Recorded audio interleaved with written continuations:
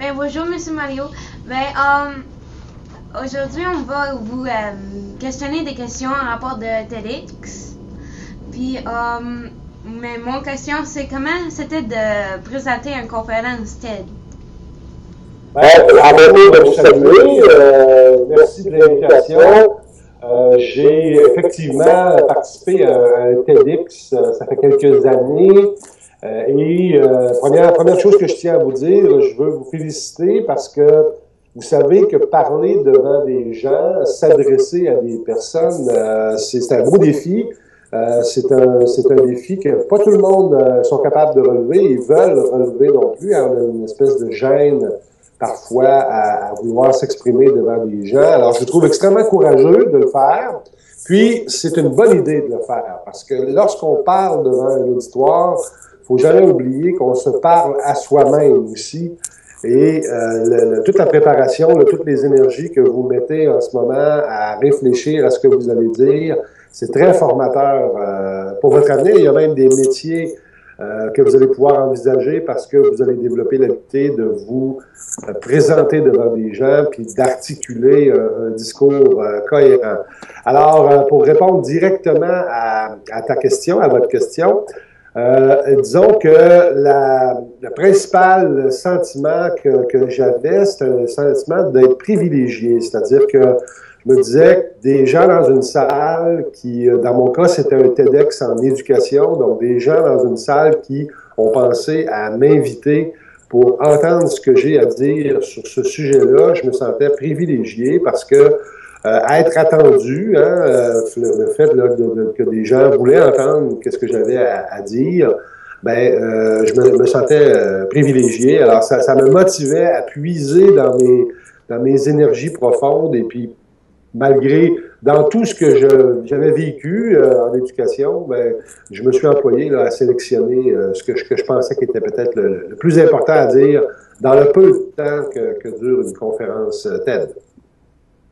Merci. J'espère que ça répond à ta question. Oui. Bonjour. C'était quoi les étapes, Bonjour. les étapes de préparation? Bon, alors, les étapes de préparation, il y en a un certain nombre.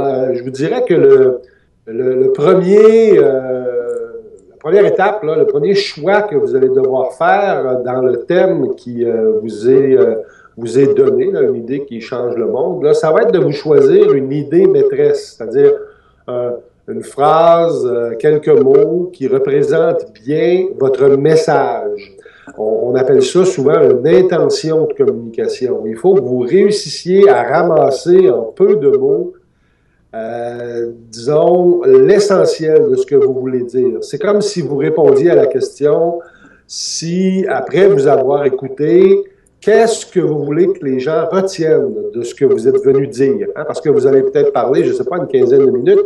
Il faut absolument que vous vous disiez, avant de commencer, quelle est l'idée principale que je veux que les gens retiennent avant de commencer à parler, là, hein? Je me ramasse puis je dis l'essentiel de ce que j'ai à dire. Ensuite, trouver dans cette idée-là, trouver un sujet qui va vous inspirer, c'est-à-dire un sujet qui va dégager un peu d'émotion. Parce que dans un TED Talk, un TEDx, on veut entendre des gens qui ont une certaine émotion, qui vibrent en nous parlant. Au-delà de ce que vous allez dire, au-delà du contenu, des mots que vous allez dire, on va retenir beaucoup de l'émotion que vous allez passer, hein, du sentiment à vous écouter. Voilà, le langage un peu non-verbal là, que vous allez décrire, parce qu'une conférence TEDx, c'est filmé, on va retenir aussi de qui vous êtes. Alors, il faut trouver un sujet qui nous allume, qui nous rend un peu là, passionnés. Ensuite, je vous suggère de vous trouver à l'intérieur de votre message quelques points forts, c'est-à-dire des étapes, un peu là, le chemin par lequel vous allez parcourir pour être capable de vous adresser aux gens que vous allez avoir devant vous. Il faut avoir comme un peu des étapes. Je ne crois pas que c'est une bonne chose d'écrire 15 minutes de texte. Parce que lire dans un TEDx, c'est à peu près la pire des choses. Hein? On peut pas lire. Puis retenir mot à mot 15 minutes de texte, c'est presque impossible. Même les gens qui sont dans leur métier de communication, ils font appel à des systèmes électroniques là, pour que ce qu'ils ont à dire passe devant eux. Alors, vous n'aurez pas ça. Hein, c'est important d'avoir peut-être quelques idées qui sont secondaires par rapport à votre idée principale, des idées qui vous allument. Je ne sais pas si dans votre cas, dans votre TEDx à vous, on va vous permettre d'avoir en arrière des diapositives, mais chacune de ces idées principales-là, les idées secondaires là, que vous allez développer, vous pourriez peut-être vous appuyer par des diapositives qui vont vous aider à vous souvenir de ce que vous voulez dire. Hein, si vous avez une idée principale puis 4 ou 5 idées secondaires, vous pouvez peut-être avoir un certain nombre là, de diapositives qui vous aident à vous rappeler de ce que vous dites à cette étape-là. Si ce n'est pas le cas, vous pouvez avoir peut-être une petite fiche en avant de vous, quelques mots qui vous aident à vous souvenir là, de ce que vous voulez dire étape par étape. Je vous dirais peut-être un autre élément de votre préparation, là, ça va être de répéter ce que vous voulez faire, ce que vous voulez dire. C'est-à-dire, en amont, là, avant votre vraie présentation, trouvez-vous des gens dans votre famille, trouvez-vous des amis. Il faut que vous vous pratiquiez. Hein? Il ne faut pas que à la présentation TEDx, ce soit la première fois que vous ayez fait votre 15 minutes. Là. Il faut que vous trouviez une manière de vous réchauffer, donc de vous y prendre et de vous chronométrer. Hein? Il faut que vous vous chronométriez dans vos pratiques, parce que c'est important le temps que vous allez prendre. Alors, chronométrez-vous et essayez de trouver votre rythme de croisière là, naturel. Il y en a qui parlent rapidement de nature. Si moi, je me mets à parler très rapidement parce que là, je deviens très nerveux, puis que là, vous ne vous suivez plus. Puis dans la pratique, vous avez pratiqué à un rythme plutôt lent. Bien là, vous allez avoir un problème à un moment donné de vous reconnaître. Alors, trouvez votre zone de confort, votre débit, la vitesse de votre débit, puis là, chronométrez-vous à partir de ce débit-là et respectez-le une fois que vous allez être devant votre vrai TEDx. Peut-être que je pourrais vous suggérer une dernière étape dans votre préparation. Trouvez-vous une introduction et une conclusion percutantes. Ça peut être l'humour, ça peut être une anecdote, ça peut être un témoignage. C'est très important dans un TEDx de commencer fort puis de terminer fort. Hein, probablement qu'au début, ça peut être intéressant de placer justement votre intention de communication. Hein. Moi, aujourd'hui, je viens vous parler de ta. C'est important d'annoncer vos couleurs. Puis si vous êtes capable de le faire avec un peu d'humour, avec une blague ou avec quelque chose de percutant qui sort de l'ordinaire, peut-être ça peut être par votre visuel que vous allez vous y prendre, ça captive l'attention. C'est comme les gens se disent, là, pour les 15 prochaines minutes, « Oups! Là, je viens de tomber sur quelqu'un qui va être le fun. Je vais tout mobiliser, ce que j'ai à mobiliser pour l'écouter parce qu'il me captive. » tu sais. Et à la fin, même chose, on termine avec une conclusion, avec un punch. Et souvent, hein, on appelle ça une espèce de progression dramatique, c'est-à-dire que dans le 15 minutes, il y a un enchaînement qui fait que plus le temps avance, plus les idées sont intéressantes. Et on appelle ça un crescendo. Hein? Je monte un peu comme en émotion. Et puis à la fin, j'arrive avec le punch. C'est pas facile, ça paraît là, très compliqué, mais vous savez, naturellement, la plupart des gens qui aiment raconter des choses, ils font ça sans trop y penser. Hein? Ils commencent avec un punch, et d'étape en étape, on les sent de plus en plus intéressants, puis à la fin, ils arrivent avec un bon punch. Est-ce que ça répond?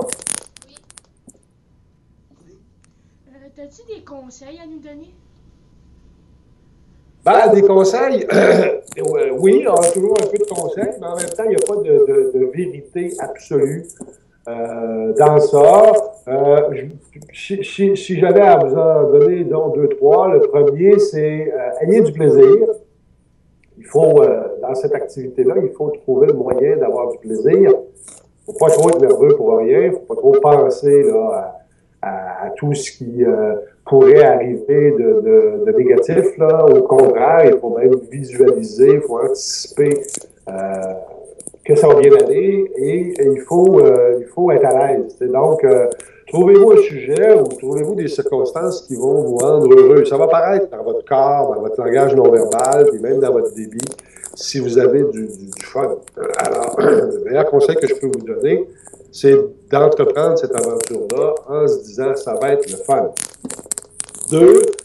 Deuxième conseil, dormez bien et mangez bien la 24 heures qui précède. Faut pas que vous arriviez là fatigué. Là. Vous arriviez là en forme. Au-delà de ce que vous allez dire, si vous êtes en forme, ben, ça va paraître dans votre façon d'être. Alors, trouvez le moyen là, de bien dormir. Je comprends que ça pourrait arriver que vous soyez un peu nerveux, quitte à dormir plus souvent, faire des petites siestes, mais moins longtemps à la fois, pour être sûr de ne pas trop tourner dans votre lit. Hein, faut arriver là, reposer. Et puis, le troisième troisième conseil que je peux vous donner, soyez naturel. Respectez votre propre façon d'être. Essayez pas de jouer le rôle de quelqu'un d'autre. Essayez pas de copier trop les autres. Soyez selon votre personnalité. Si d'habitude, vous faites des phrases courtes, puis vous êtes dans l'humour, puis vous avez votre propre style, bien, respectez ça. Essayez pas de changer ça là, pour un TEDx. À l'inverse, si vous avez l'habitude de parler de tel sujet, bien, allez dans ça. Hein? Soyez naturel. Le TEDx, c'est pas le temps de commencer à emprunter le personnage de quelqu'un d'autre. Respectez qui vous êtes. Et le reste, ben, ça va bien aller. Pensez pas trop à comment va être reçu ce que vous avez à dire. Mettez-vous pas trop dans la peau des gens qui vont vous écouter. Faites-le pour vous. Soyez votre propre public, votre premier public. Hein. Dites-vous, là, moi, si je m'écoutais, là, est-ce que moi, j'aimerais ce que je suis en train de dire? Il faut que vous soyez vous-même le premier à dire, ouais, ça, c'est le fun, ce que je viens de dire. C'est mon sujet, je l'aime. Puis ce que je suis en train de raconter, si c'était moi qui assistais à ça, je serais heureux d'entendre parler de ça. Alors, soyez votre propre votre premier fan. Merci. Merci beaucoup, Mario. Est-ce que j'ouvre la table s'il y a quelqu'un qui a une question ou quelque chose d'autre qu'on n'a pas couvert? Oui. Est-ce que tu as juste fait un TEDx ou tu en as fait plusieurs? Un TEDx filmé là, en bonne et due forme, là, j'en ai fait un seul, qui était le TEDx Wilfrid Bastien, que vous pourriez peut-être retrouver, là, qui porte sur l'importance de mettre des fenêtres autour des écoles au lieu des murs. Par contre, des présentations devant des gens, je dois en avoir fait plus que 1000. Là. Des conférences, des interventions plus ou moins longues. Je me suis promené dans plusieurs pays aussi pour faire de ces conférences-là. Évidemment, j'ai enseigné aussi, donc partant à l'université, dans toutes sortes d'endroits, je me suis appliqué. Alors, des présentations devant des gens, je les compte plus, là. Mais un TEDx en bonne et due forme, j'en ai un à mon crédit. Ça fait longtemps que je ne l'ai pas écouté. Tu me donnes l'envie de retourner voir avant ma conférence de Claire, hein, parce que je vais aller vous visiter bientôt. Là. Tu me donnes l'idée de me réécouter, voir s'il n'y aurait pas encore des choses que je pourrais apprendre en me revoyant.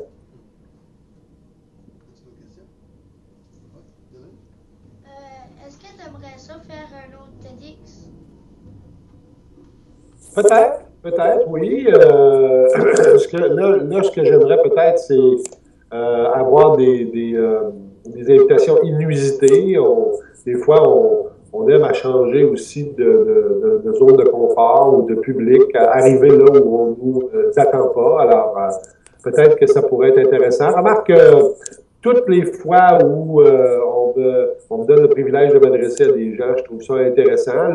C'est sûr que le volet TEDx en particulier, le fait que ce soit diffusé sur une espèce de format là, qui est captivant, qui est intéressant, c'est toujours intéressant. Je ne ferme pas la porte là, à en refaire un autre et puis à vouloir continuer de m'améliorer.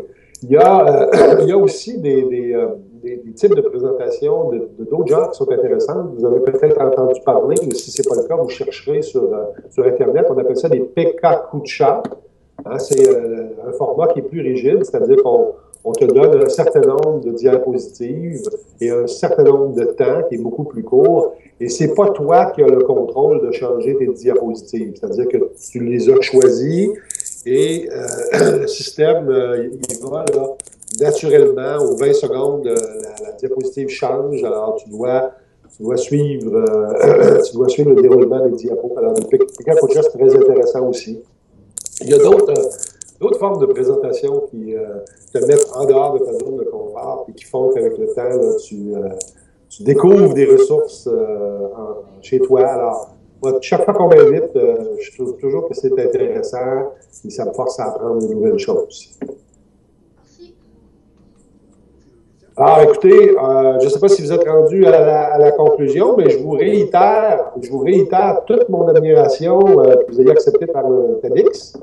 Je vous souhaite bonne chance. Je sais que c'est un peu comme du théâtre, hein? Il faut des fois faire attention aux vieilles traditions. Vous regarderez ça, il paraît qu'il y a une tradition, on appelle ça le mot de Cambronne. Hein? Avant un TEDx ou avant une grosse présentation, avant une scène en théâtre, hein? On dit merde. Et puis il ne faut pas répondre merci si on veut que ça nous porte chance. Il faut accepter qu'on nous dise ça. Mais l'essentiel, c'est d'avoir du plaisir. Alors, goûter, apprécier le moment de votre présentation lorsque ça va se manifester. Et puis moi, ben, j'irai regarder ça. Qu'est-ce que vous aurez fait à votre propre TEDx.